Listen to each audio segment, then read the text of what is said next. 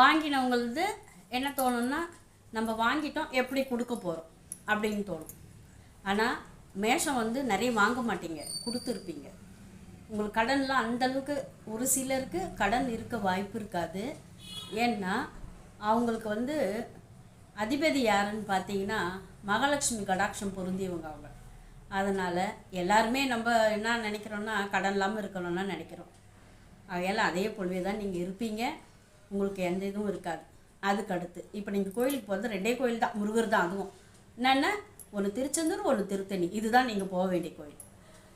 இப்போது போக வேண்டிய இடம், நீங்கள் அமாவாசை அன்னைக்கு உங்கள் வீட்டுக்கு பக்கத்துலேயே, நீங்கள் அதுக்குன்னு எல்லாம் போகணும், வெளியில் போகணுன்னு கிடையாது, வீட்டுக்கு பக்கத்துலேயே இருக்கக்கூடிய சிவாலயங்களில் அமாவாசை அன்னைக்கு உங்கள் அப்பா அம்மா அவங்கள